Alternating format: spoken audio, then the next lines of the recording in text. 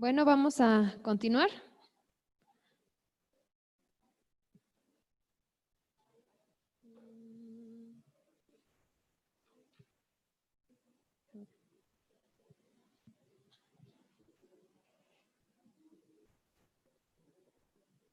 Allá. Ok. Entonces, esta es una continuación de lo que vimos anteriormente. Entonces, anteriormente era el trabajo de parto normal. Ahora vamos a ver lo que es el trabajo de parto complicado por alguna distocia. Entonces, distocia simplemente es un trabajo de parto difícil en el que va a haber una progresión lenta o anormal del trabajo de parto y vamos a tener tres tipos de anomalías, que sea por fuerza, que está relacionada con las contracciones uterinas, con el feto por alguna mala presentación y del canal porque pues tengamos alguna lesión o a lo mejor puede ser ahí un útero, un útero tabicado, una vagina con un tabique. Entonces, hablando de la primera, que es la distocia de fuerza, es esta disfunción uterina de contracción o de una coordinación anómala. En la fase latente, la incidencia es del 3 al 4% y como ya les había dicho, en nulíparas es cuando dura más de 20 horas y en multíparas cuando dura más de 14 horas. La causa más común es el cese de las contracciones uterinas porque estábamos en un falso trabajo de parto, ¿sí? A lo mejor la paciente empezó ya a percibir las contracciones y dijo, no, pues ya tengo trabajo de parto, llega al hospital y se le quitan inmediatamente en lo que iba en el camino. Cuando una vez que arrancan las contracciones ya no se van a detener. Entonces, si nosotros tenemos más de 20 horas y más de 14 horas en la fase latente, esto quiere decir que pues algo está mal. Pero aquí simplemente es el manejo es expectante. ¿Okay? Entonces, la distocia de fuerza en la fase latente prolongada, que es el 3%, es en uníparas 20 horas, multíparas 14. En la fase prolongada, las distocias son en un 15%.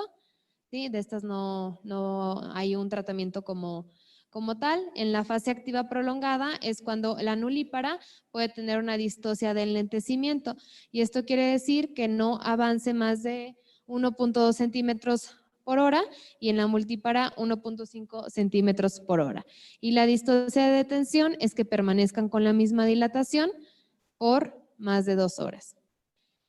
Cuando ya estamos en el segundo periodo del trabajo de parto, que es la fase de expulsión, también es en el 15% de las pacientes, es cuando la paciente nulípara permanece más de 2 horas con dilatación y borramiento completos, la multípara más de 1 hora. Esto es si no tenemos bloqueo peridural. Si la paciente está bloqueada, entonces se le agrega 1 hora. Podemos dejar que la paciente esté hasta 3 horas en fase de expulsión sin que esto nos genere algún conflicto. Claro que siempre hay que estar corroborando el bienestar materno y el bienestar fetal. Y la distocia en el tercer periodo, que bueno, aquí no sería distocia de fuerza, pero la complicación en el tercer periodo sería que pasaran más de 30 minutos en una paciente que tiene oxitocina y no se lleve a cabo el alumbramiento. Ajá. Y de más de 60 minutos en pacientes que no tienen tratamiento, ¿ok? Entonces, si ustedes están en un centro de salud donde la paciente no se le pudo poner oxitocina, podemos esperar hasta 1 hora en que la placenta se alumbre solita, ¿sí? Pero si le estamos poniendo un medicamento, lo máximo debería de ser 30 minutos. ¿Okay? Entonces, ¿cuál sería el tratamiento para cualquiera de estas dos fases?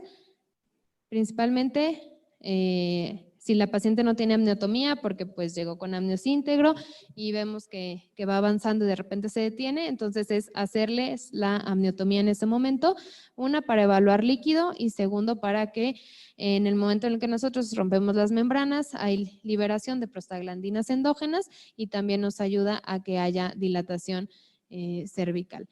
Y pues lo que es de primera línea y lo que sí nos va a ayudar es la aplicación de oxitóxicos.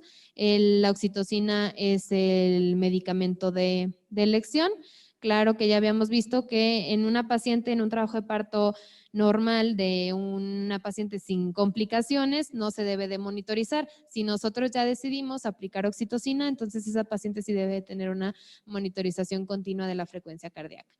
Y la dosis es de 0.5 a 2.000 unidades por minuto. Este es el régimen que más utilizamos, es un régimen de dosis baja en el que se da una dosis inicial de 0.5 a 1 y se vayan incrementando una miliunidad por minuto a intervalos de 30 a 40 minutos. Y la dosis alternativa sería hacer una dosis inicial de 1 a 2 en incrementos de 2 cada 15 minutos. Esto sí, pues queremos que sea algo un poco más rápido. La guía de práctica clínica nos menciona que las contraindicaciones para el uso de oxitocina sería un feto pretérmino, ¿sí? No explica por qué. El antecedente de cesárea corporal, acuérdense que la cesárea que tiene menos complicaciones es la cesárea horizontal o KER. Si nosotros hacemos una cesárea corporal o BEC, tenemos más riesgo de que ese útero se pueda romper. Entonces, si nosotros aplicamos oxitocina, podemos generar una ruptura uterina pues iatrógena por el uso del oxitóxico. Si la paciente tiene ruptura uterina previa, en teoría no deberíamos de utilizar ningún oxitóxico en el trabajo de parto. Diferente es en el manejo activo del tercer periodo. Cirugías uterinas previas como miomectomías, fetos macrosómicos, placentas previas, obviamente en pacientes que el feto tenga sufrimiento fetal, pues no vamos a ir a generarle más hipoxia y en desprendimiento de placenta. Entonces, casi siempre en donde estemos esperando que esto va a ser una cesárea, pues no vale la pena ir a poner oxitocina. Ok, sí, a pesar de la aplicación de oxitocina y que ya regularizamos el trabajo de parto y tenemos una actividad uterina regular, se siguen cumpliendo los criterios de detención, entonces esa paciente pues va a pasar a cesárea. Los diferentes estudios y se sugiere que se puede esperar hasta 4 horas para que se logre el efecto máximo de la oxitocina sin que esto tenga alguna complicación perinatal. Pero bueno, para fines prácticos ya sabemos cuándo es distocia de enlentecimiento y distocia de contracción y en teoría nos tendríamos que ir hacia una cesárea. La distocia del feto es cuando tenemos anomalías en la presentación, ya sea por posición o por la anatomía fetal. ¿Okay? Entonces, la distocia de presentación es cuando tenemos una situación, presentación, posición o actitud fetal anormal, que tenemos un feto macrosómico, ¿sí? Alguna malformación fetal, por ejemplo, hidrocefalia, mielomeningoceles, gastrosquisis, higromas, tumores abdominales que hacen que obviamente alguna de las partes fetales sea mayor y que impida el encajamiento o posteriormente impida el paso del cuerpo fetal por el canal de parto. ¿Okay? Entonces, esto ocurre cuando la parte presentada del feto hacia la pelvis materna no permite que el trabajo de parto avance adecuadamente. Y bueno, depende de los diferentes grados de deflexión de la cabeza. Como ya habíamos visto, puede que el feto se presente de cara, ¿sí? El punto toconómico que vamos a estar tocando va a ser su mentón y el diámetro que se presenta es el submento bregmático, ¿ok? Entonces, en las presentaciones de cara, esta es una presentación de cara anterior y esta sería una presentación de cara posterior. Las presentaciones de cara anteriores sí pueden ser parto, sí, luego pues sí presentan algunas complicaciones fetales por edema facial, pero en la parte posterior no, porque esta parte no va a poder empujar a la cabeza, ¿sí? Aquí la cabecita pues se empuja solita y nosotros le vamos a ayudar trayéndonoslo con la maniobra de Ritgen. En cambio, aquí no vamos a poder pues captar o agarrar la cabeza fetal y no puede ser parto. Si por el contrario tenemos una presentación de frente, lo que vamos a estar tocando es la nariz, ¿sí? Y el diámetro que se presenta es el occipito mentoniano. Acuérdense que este diámetro es de 13.5 centímetros y por lo tanto tampoco puede ser parto. Y la presentación de Bregma, lo que vamos a estar tocando va a ser la fontanela anterior. El diámetro que se presenta es el occipito frontal y como aquí este diámetro es de 12.5, pudiera ser que sí sea parto, sobre todo pues en pacientes multigestas, que son las que luego se llegan a presentar con estas distocias de presentación. El asinclitismo, no sé si lo hayan escuchado, simplemente esto es que igualmente no se presente la cabeza como tiene que ser. El asinclitismo puede ser anterior o posterior, en el que la sutura sagital está cerca del promontorio sacro y lo que estamos palpando es el parietal anterior al momento de que hacemos el tacto. Ahorita se los voy a enseñar. En la posterior está la sutura sagital y es la que se encuentra cerca de la sínfisis del pubis y lo que estamos palpando es el parietal posterior. Entonces, el asinclitismo es causa de desproporción cefalopélvica y el tratamiento o lo que vamos a ir a hacer es colocar un forceps para corregir ese asinclitismo y hacer posteriormente una tracción. Okay, entonces el sinclitismo normal es aquí, ¿sí? Está colocada la sínfisis del pubis y el promontorio sacro y vemos cómo la cabeza fetal está acomodada de forma adecuada. El asinclitismo anterior es cuando tenemos la sutura sagital y lo que estamos tocando es el parietal anterior. Y el asinclitismo posterior es cuando la sutura sagital está chocando con la sínfisis del pubis y lo que estamos tocando es el parietal posterior. Acuérdense que la posición occipito posterior sí es una de las posiciones frecuentes.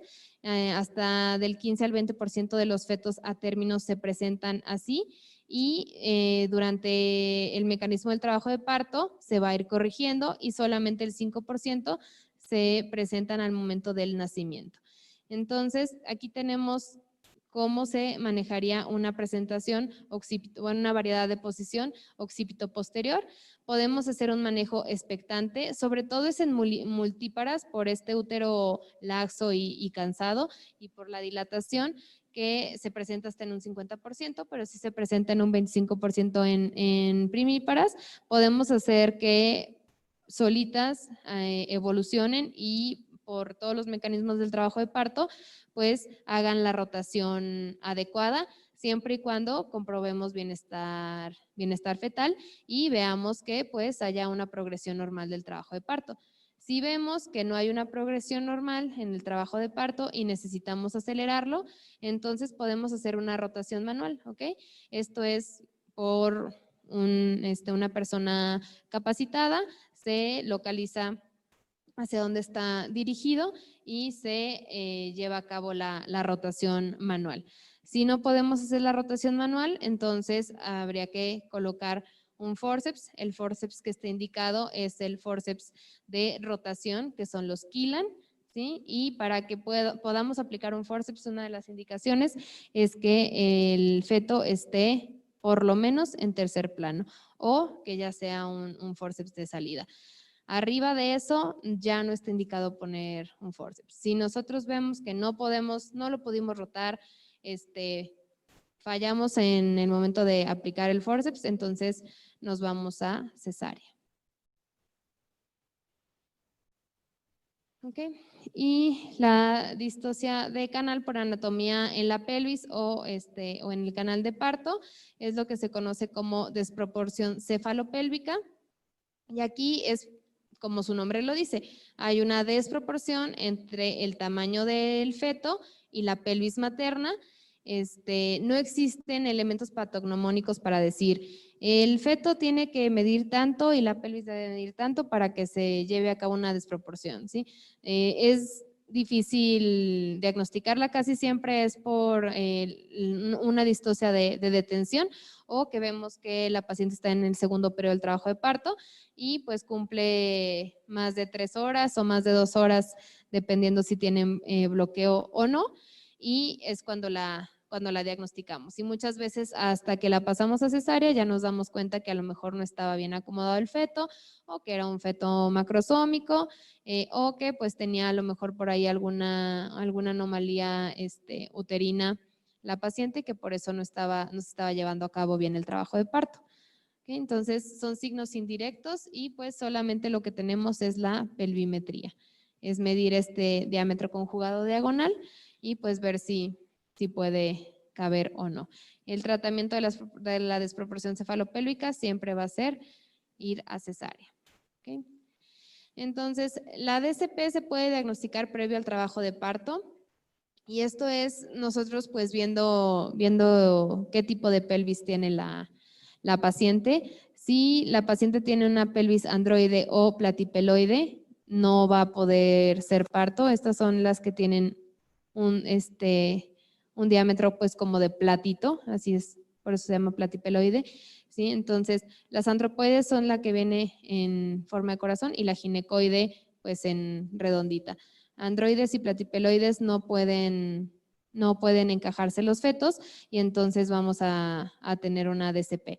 Esto lo podemos hacer o diagnosticar si hacemos el tacto y pues vemos estos diámetros. Si el diámetro entre las espinas es menor a 10 y el diámetro biisquiático es menor a 8, también por lo general pues no vamos a lograr que el feto pase por ahí. Pero hay que recordar que los fetos, pues por eso tienen las suturas, para hacer un moldeamiento de la cabeza. Entonces, muchas veces, aunque nosotros digamos, no, hombre, es que el diámetro está bien chiquito, hay veces que los fetos imbrincan las suturas y entonces sí pueden parir. Entonces, esto es algo subjetivo. Y siempre vamos a estimar el peso fetal por ultrasonido para que, bueno, pues intentemos hacer un trabajo de parto lo más adecuado posible y no estar haciendo pruebas de trabajo de parto en fetos que pudieran ser macrosómicos. Durante el trabajo de parto, si tenemos estas distocias de lentecimiento o de detención, ¿sí? Entonces hay que ir a ver que no sea por una mala posición fetal.